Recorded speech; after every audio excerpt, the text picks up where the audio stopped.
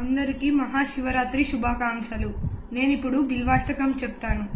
దళం త్రిగుణాకారం త్రినేత్రం చ త్రినాయుధం త్రిజన్మ పాప సంహారం ఏకబీల్వం శివార్పణం త్రిశాఖై బిల్వపత్రైశ్చ హచ్చిద్దై కోమలై శుభై తవ పూజం కరిష్యామి ఏకబీల్వం శివార్పణం కోటికన్యా మహాదానం తిలపర్వతకోటయః కాంచనం శీలదానేన ఏకబీల్వం శివార్పణం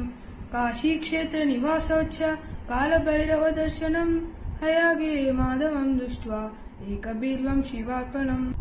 ఇందువారే వ్రతం స్థిత్వా నిరాహారో మహేశ్వర నక్తం హౌష్యామి దేవేచ్చ ఏకబీల్వం శివార్పణం రామలింగ ప్రతిష్ఠా చ వైవాహిక కృతం తథా కాడిత సంతానం ఏకబీల్వం శివార్పణం బిల్వపత్రం చ ఆయుధం శివపూజనం కృతం నామ సహస్రేణ ఏకబీల్వం శివార్పణం ఉమయా సహ దేవేశ నందివాహనమేవ చ దస్మలేపన సర్వాంగం ఏకబీల్వం శివార్పణం సాలగ్రామేషు విప్రాణాం తటాకం దశకూపయో యజ్ఞకోటి సహస్రశ్చ ఏకబీల్వం శివార్పణం దంతికోటి సహస్రేషు అశ్వమేధ శతక్రతో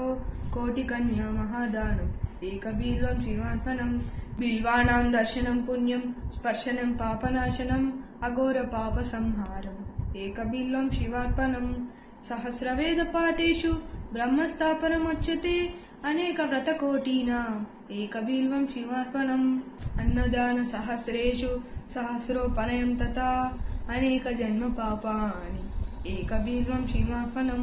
బిల్వాష్టకమిదం పుణ్యమ్య పఠేచివ సన్నిధౌ